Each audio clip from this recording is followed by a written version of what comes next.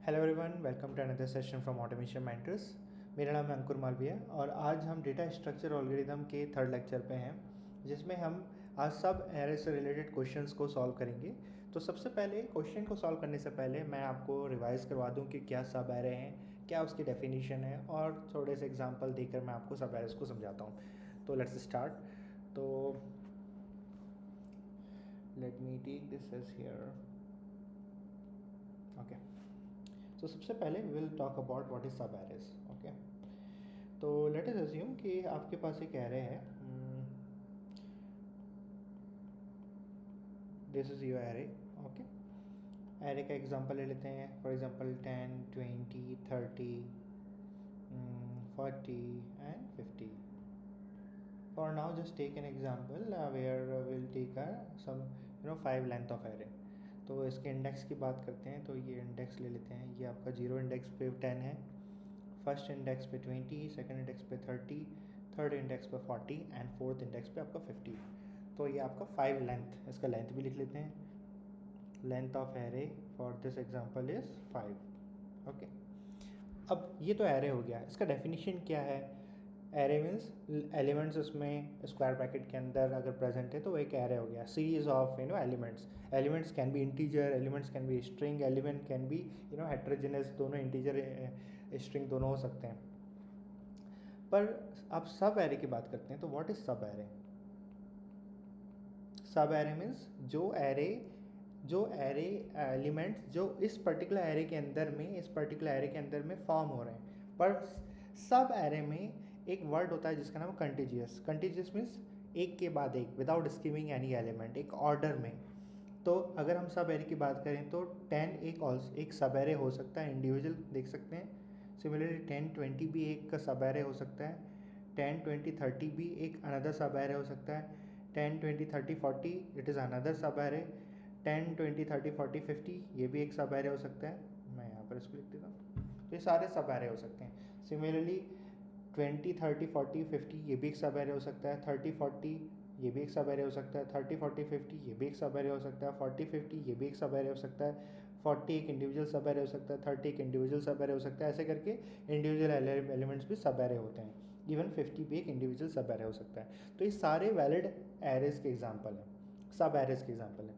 क्या इनवैलिड सब एरे हो सकते हैं? जैसे कि हमने 10 के बाद डायरेक्टली 20 पर आ जाते हैं, सॉरी 10 के बाद स्किप करके इसको डायरेक्टली 30 पे आ जाते हैं, इसको नहीं लेते हैं। मतलब हमारे जो न्यू एरे हम फॉर्म कर रहे हैं वो 10, 30 है, विच इज़ इनवैलिड सब array.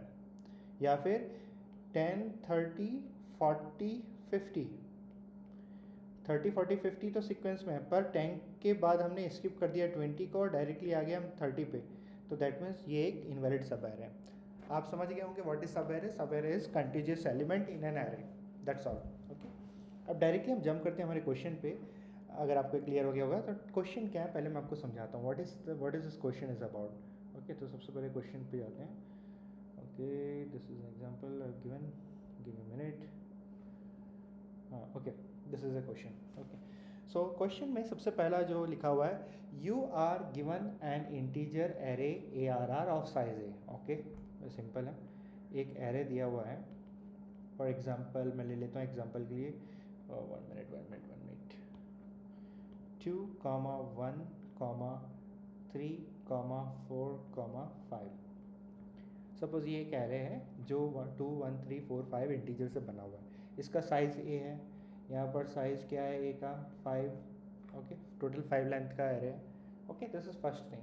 Second thing is what, question में सबसे सेकेंड लाइन को बहुत ध्यान से पढ़ना है। Now you need to find a sub array, okay, so that the sum, this is sum basically, the sum of contiguous element is maximum. This unit the sum of contiguous element is maximum. इसका मतलब क्या है? इसका मतलब ये है कि हमें इस पर्टिकुलर सब एरे में इसका सम निकालना है। इस पर्टिकुलर सब एरे का, बेसिकली सब एरे का हमें सम निकालना है। और उसका जो वैल्यू होना चाहिए वो क्या होना चाहिए? मैक्सिमम होना चाहिए, right? That is this particular first statement tells. What is second statement, which is in red color? But sum must not exceed b. Okay, तो लेट अस एज्यूम कि b की कोई वैल्यू है, b की value assume कर लेते हैं 12 है। तो इसका एंड कंडीशन ये भी होना चाहिए कि जो सम होगा इसका सब एरे का वो किससे ज़्यादा नहीं होना चाहिए, which should not be greater than b। Okay, clear.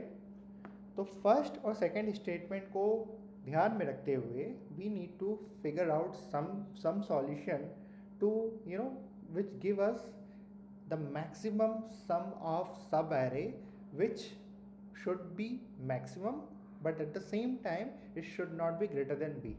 That is a simple ask basically.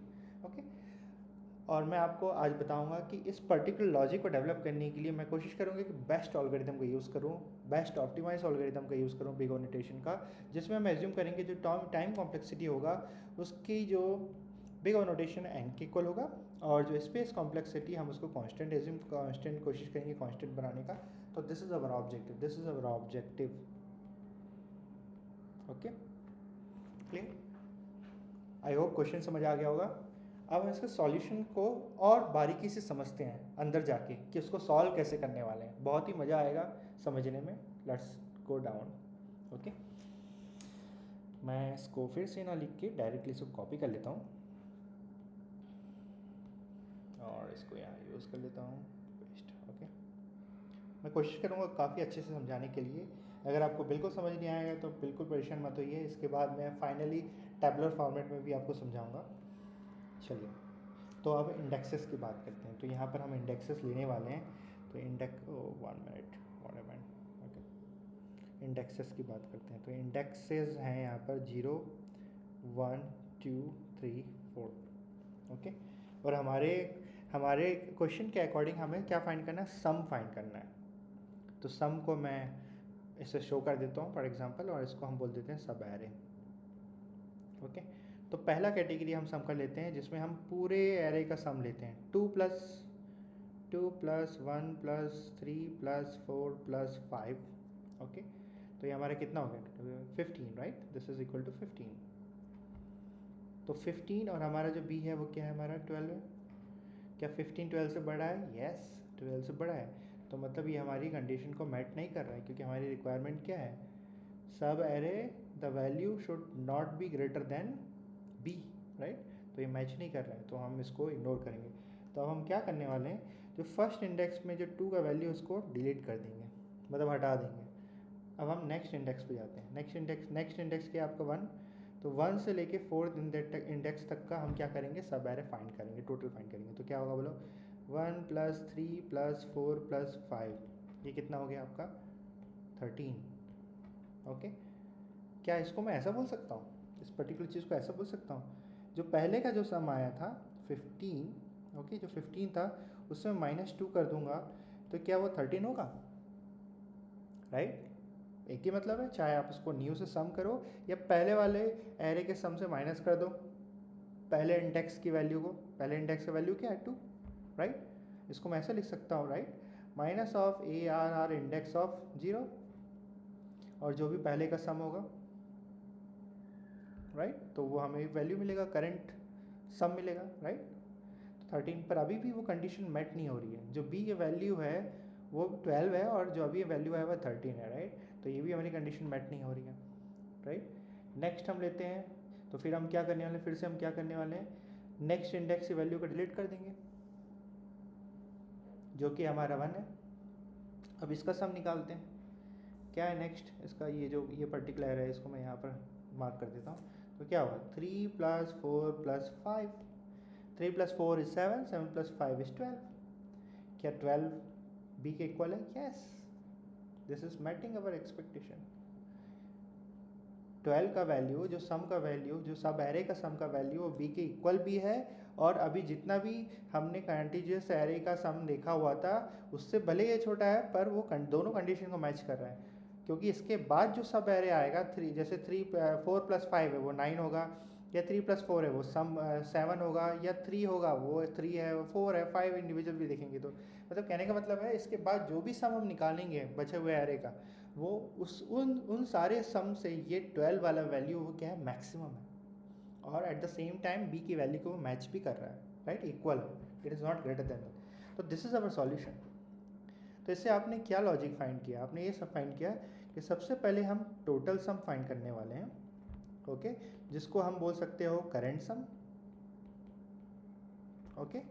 और करंट सम फाइंड करने के बाद हम वहाँ पर सेकंड कंडीशन चेक करेंगे कि जो करंट सम है सी एस को मैं करंट सम बोल रहा हूँ यहाँ पर, सी एस करंट सम है, क्या वो ग्रेटर है किससे, बी से। अगर वो ग्रेटर होगा बी से तो हम क्या वहाँ पर यूज़ करने वाले हैं, करंट सम से सी एस से आप माइनस करोगे किसको, शुरू से इंडेक्स को, मतलब जीरो से चालू करना, माइनस करते जाओगे जीरो से, फिर उसके बाद जीरो से कहाँ गए थे, वन इंडेक्स, वन से कहाँ जाना जरूरत पड़ता था, टू पे जाते, टू पे जीरो नहीं होता, थ्री पे जाते, लाइकवाइज वो आगे बढ़ते जाते।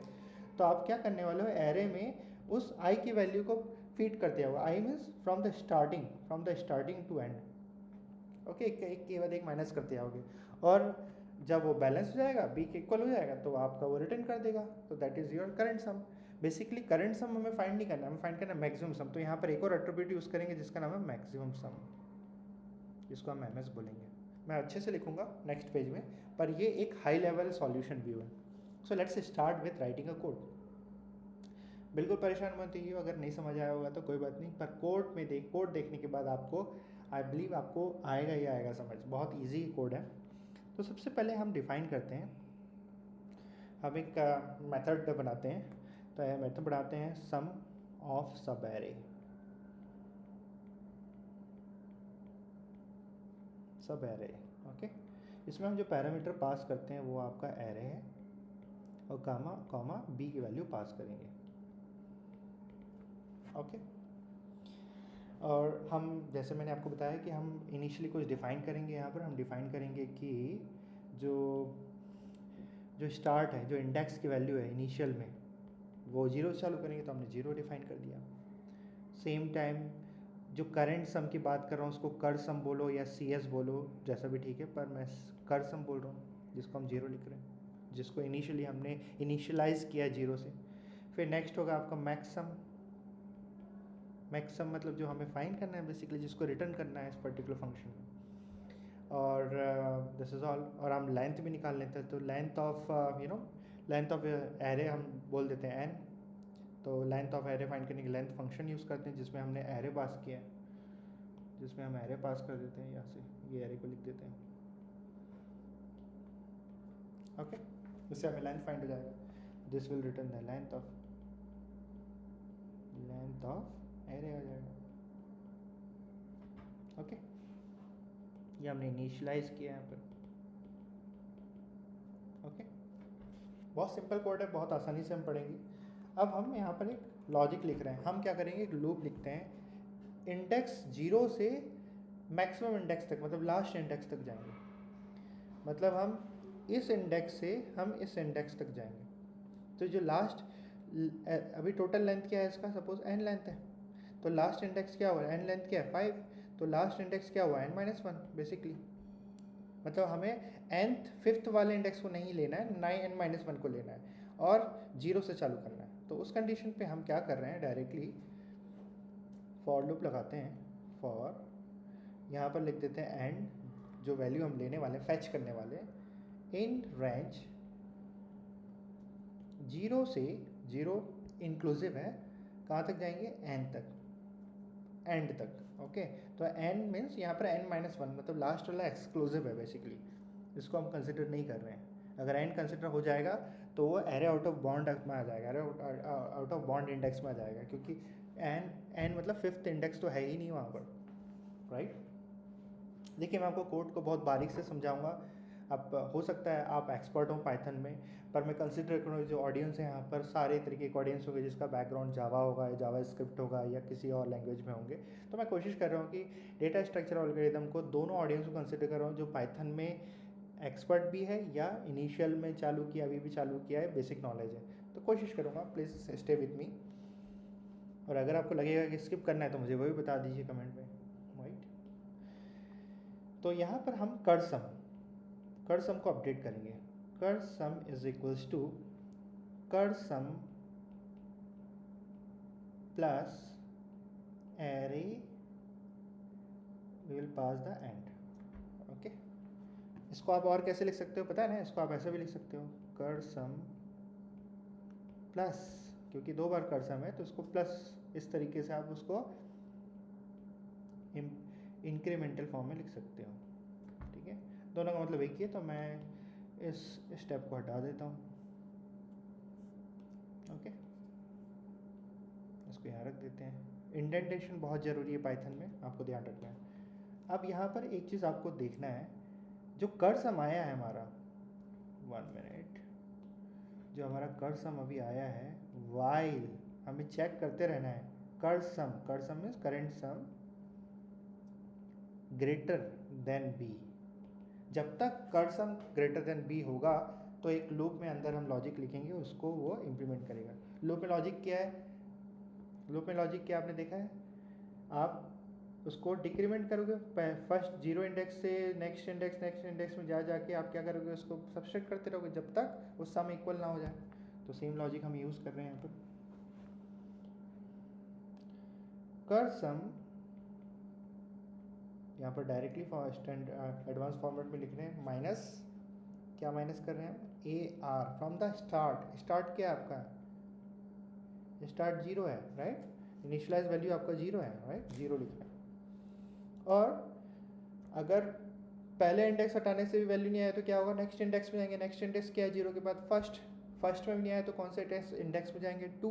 तो ऐसे करके इंडेक्स को भी हमें इंक्रीमेंट करना है, तो वहाँ पर plus is equal to 1, okay. और यहाँ पर एक चीज़ और देखना है, यहाँ पर आपको मैक्स, जो मैक्स सम है जिसको हमने इनिशिएट किया था 0 से, उसको हमें अपडेट भी करते आना है। तो यहाँ पर हम मैक्स फंक्शन यूज़ करेंगे जो इनबिल्ट फंक्शन है, और यहाँ पर कंपेयर करेंगे मैक्स सम कॉमा कर्सम से, ओके। जो भी इन दोनों में से मैक्सिमम होगा वो मैक्स सम में अपडेट हो जाएगा। आई होप समझ आ गया होगा। फाइनली इस लूप को ख़त्म होने के बाद हमें रिटर्न करना है। क्या रिटर्न करना है बताइए? मैक्सम, मैक्सम को रिटर्न करना है। बहुत सिंपल कोड है, बहुत सिंपल कोड है ये। मैं इसको समझाता हूँ, ठीक है, आप समझिए। देखिए, ओके, एक बार और समझाता हूँ। एक काम करता हूँ, इसको रोटेट कर देता हूँ, ओके। हमने यहाँ पर डिफाइन किया फंक्शन को, उसके बाद हमने यहाँ इनिशियलाइज किया, स्टार्ट इज 0, कर्सम 0, मैक्सम 0, ये सब हमने किया। फिर इसके बाद 1 मिनट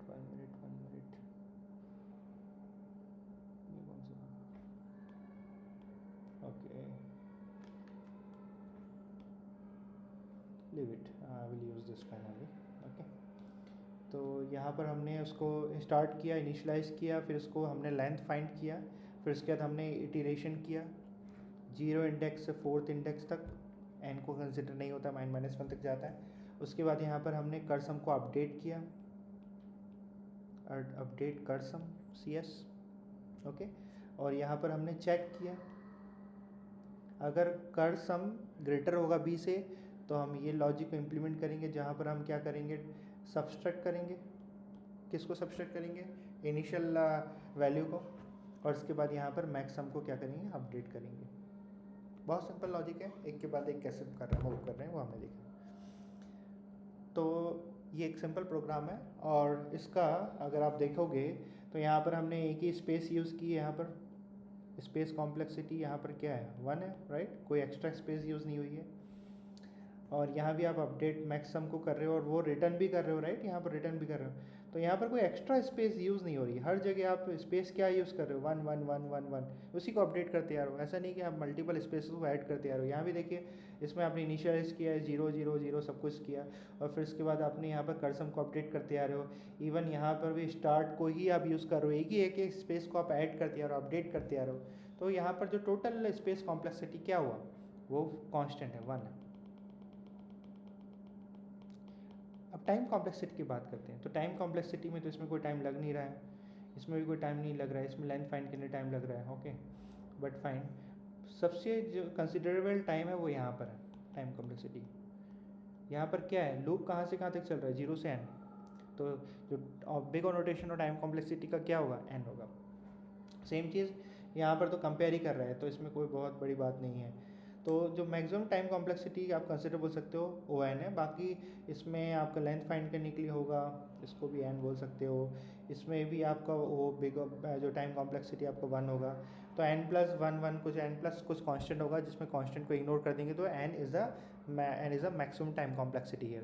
सो टाइम कॉम्प्लेक्सिटी आपका O हो गया, और स्पेस कॉम्प्लेक्सिटी अभी हमने देखा था वो आपका कांस्टेंट हो गया 1। तो ये बेस्ट हो गया, राइट। तो इसका प्रोग्राम को हम रन करके देखते हैं। तो let me stop my sharing, let me jump into my IntelliJ। Okay, so let me jump into my IntelliJ DSA। so yeah, let me write the code here, same code quickly। okay, get some DSA third lecture, 1 minute, DSA third lecture some sub arrays। yes, let me increase the font। okay, define just writing sub arrays, some sub arrays।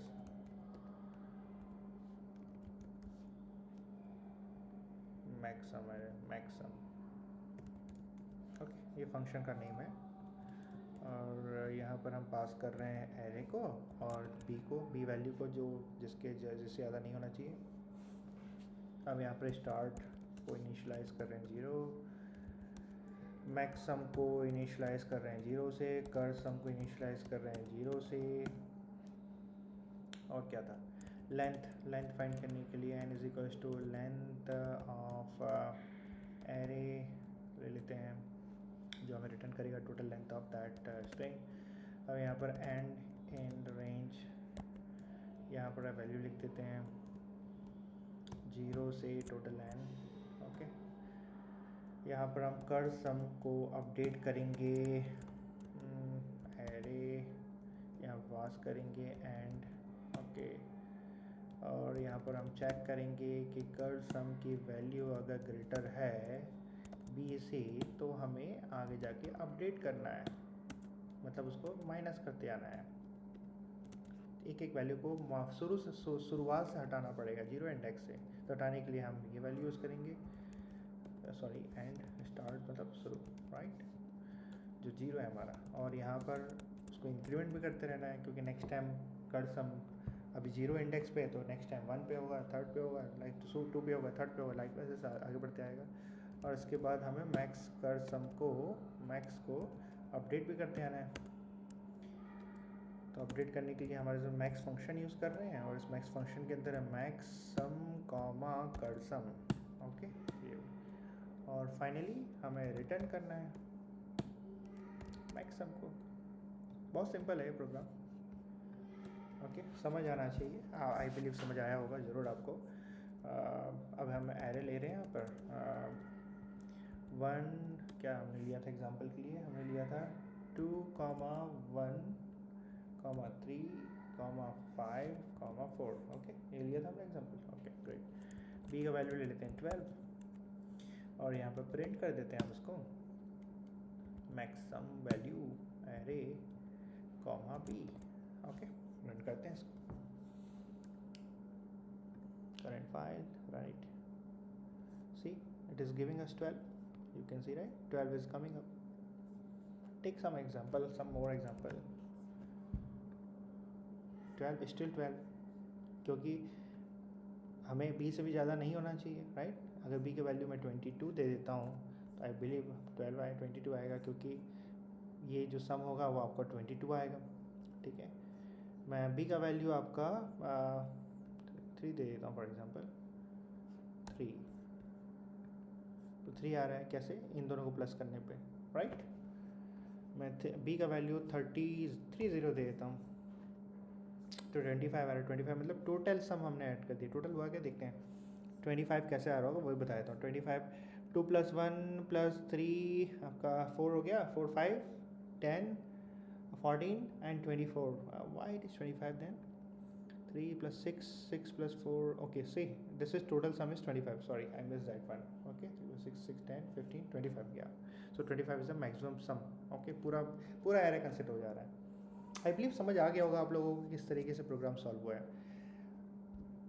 Assume करिए कि आपको अभी भी समझ नहीं आया है. अब इसका एडवांस पार्ट लेते हैं समझने का, क्योंकि मैं कोशिश कर रहा हूँ इस लेक्चर को सिर्फ ये नहीं कि आपको एक प्रोग्राम लिख के बता दिया, थोड़ा समझा दिया. अब मैं इसको और डेप्थ पे लेके जाना चाहता हूँ समझाने के लिए, तो मेरे साथ बने रहिए, इसको कंटिन्यू करते हैं. तो let me open my notepad, let me share back again my screen. Okay, so I am sharing my screen again. Okay, assume करते हैं कि हमें अभी भी समझ नहीं आया फॉर एग्जांपल, तो उस कंडीशन पे क्या, उस कंडीशन पे आप कैसे समझोगे. तो उस कंडीशन समझने के लिए सबसे पहले आपको ये समझ आना चाहिए कि वो स्टेप कैसे एग्जीक्यूट हो रहे हैं. तो उसके लिए हम एक टेबुलर फॉर्मेट में समझने की कोशिश करते हैं.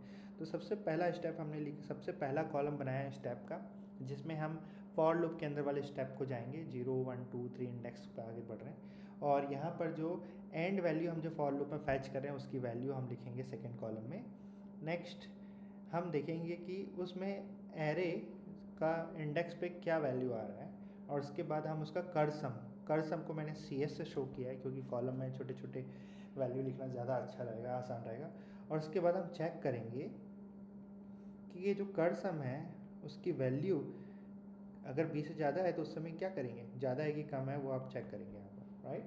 और उसके बाद जो विंडो साइज़ है, जो विंडो साइज़ मतलब जो जो टोटल लेंथ ऑफ एरे है उसको हम रिड्यूस करने की कोशिश करेंगे. वो आपको पता है, लॉजिक हमने डिस्कस किया है. और उसके बाद फाइनली हम इसमें मैक्स वैल्यू को फाइंड करेंगे, मैक्स सम को फाइंड करेंगे. तो मैक्स सम को कैसे, MS लिखते हैं मैक्स सम को कैसे फाइंड करेंगे, मैक्स सम कॉमा कर सम, जो हमने फॉर्मूला में लिखा हुआ. ठीक है, स्टार्ट करते हैं. तो let me draw a line.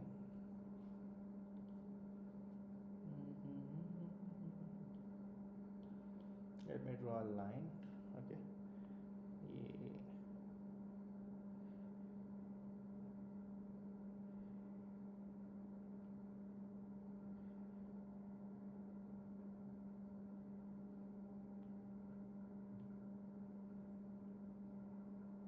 चलिए लिखते हैं इसको. पहला स्टेप, पहले स्टेप में जो इंडेक्स की वैल्यू क्या है हमारी, 0, राइट. क्योंकि यहाँ पर लूप चल रहा है हमारा, कहाँ से कहाँ तक लूप चल रहा है, ये जो लूप चल रहा है 0 इंडेक्स से n इंडेक्स तक. एरे ऑफ 0, मैं इसको यहाँ लिख देता हूँ जिससे इजी पड़ेगा. तो आपका हमारा एरे जो था, हमारा एरे क्या था, हमारा एरे था 2, 1, 3, 5, 4. वो जो हमारे इंडेक्स की वैल्यू थे 0 1 2 3 4. ओके, तो अगर इसको देखोगे आप तो एरे 0 का वैल्यू क्या है हमारा 2.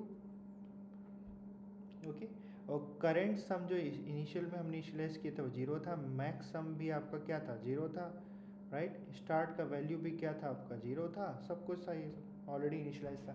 बी का वैल्यू क्या था आपका 12. ओके, तो करेंट सम क्या होगा, करेंट सम इज, जब इस लूप के अंदर में जाएंगे तो करेंट सम क्या होगा, current sum is equal to current sum plus array end, right. मैं थोड़ा डिलीट कर देता हूँ इसको, अदरवाइज ये बहुत सारा कन्फ्यूजन है यहाँ पे. I don't want anyone to get disturb from by this.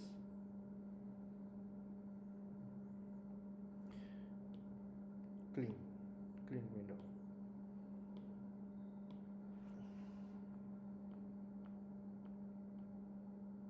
One minute. Okay.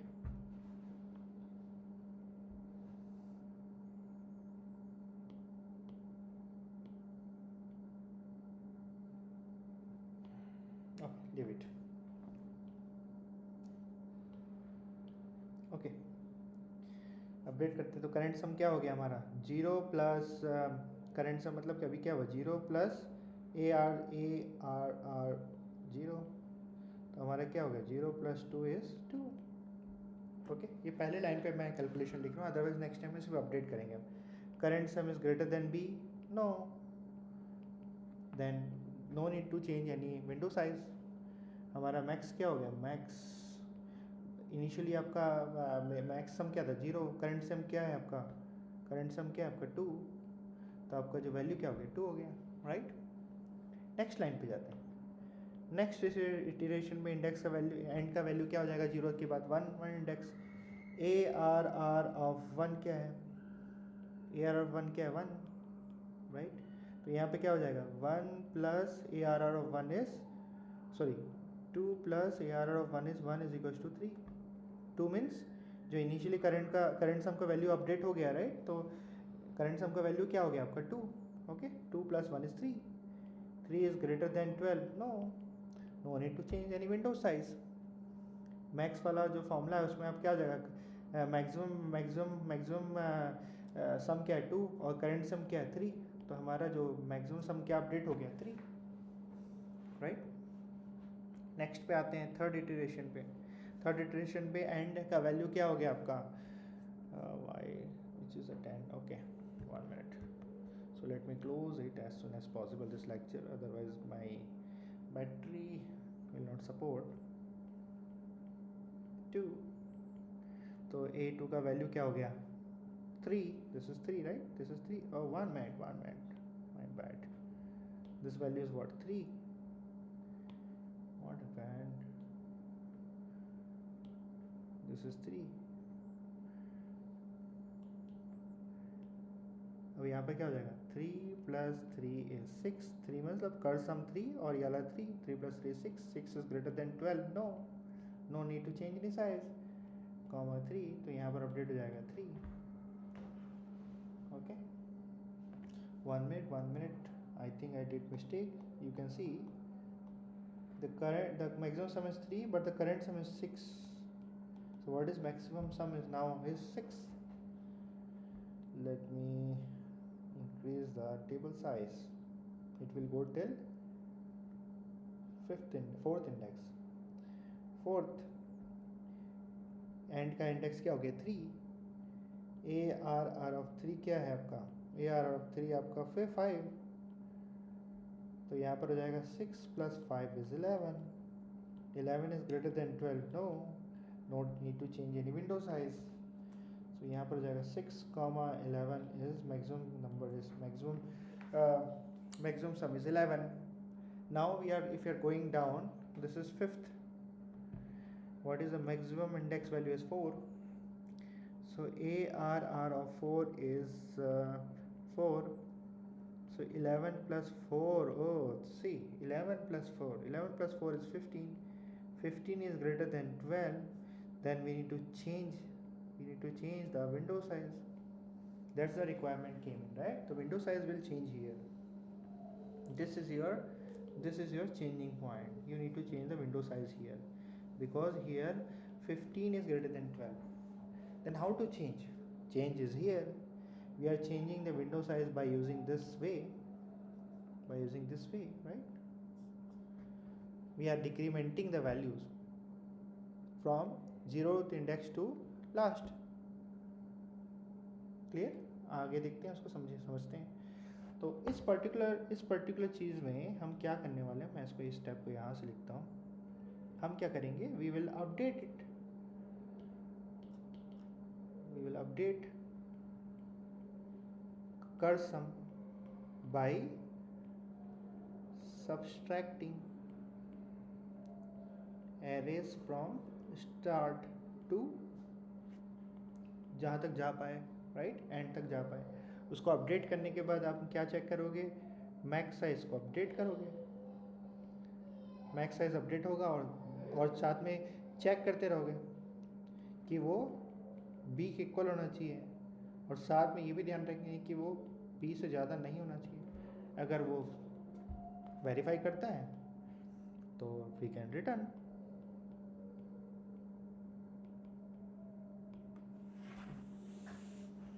I hope समझ आ गया होगा।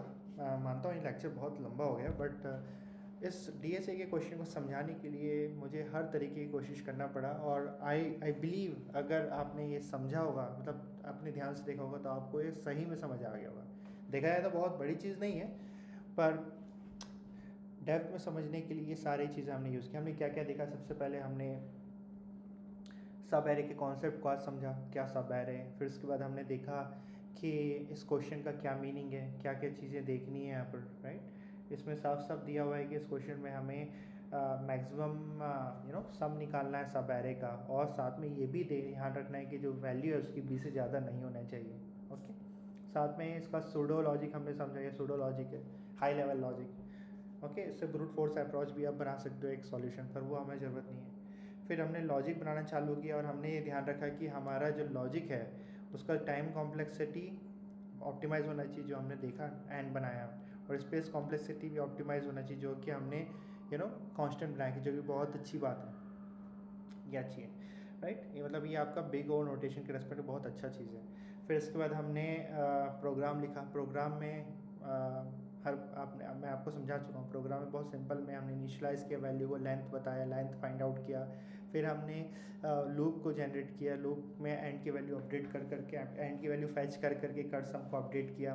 कट सम को अपडेट करने के बाद हमने चेक किया कि कट सम का वैल्यू ग्रेटर देन बी है क्या, अगर है तो उसको हमने फिर अपडेट करना चालू किया, हमें सबस्ट्रैक्ट करना चालू किया फ्रॉम द इनिशियल एरे, जो भी वैल्यूज़ आ रहा है। फिर स्टार्ट, फिर ऐसे करते फिर हम मैक्सिमम को अपडेट किया, और बाद में हमने मैक्सिमम को रिटर्न किया। ओके, फिर हमने टेबुलर फॉर्मेट में, फिर हमने प्रोग्राम हमने अपने मशीन पे लिखा और उसको रन करके देखा, कोड अच्छे से रन किया। फिर हमने फिर से समझने के लिए टेबुलर फॉर्मेट में जाकर फिर से हर चीज़ को समझा, कैसे काम किया। तो मैंने पूरी तरह से कोशिश की आपको समझाने की। अगर आपको ये सही में अच्छा लगा होगा प्लीज़ कमेंट करिए, और मैं नेक्स्ट लेक्चर में आपको पूरा कंटिन्यू करूँगा सब एरेस के, और बहुत सारे इंपॉर्टेंट क्वेश्चंस हैं बैंक कंपनीज के इंटरव्यूज़ के रेस्पेक्ट में, हम उसको डिस्कस करेंगे। Thank you so much for watching me, and thank you for your patience. Bye.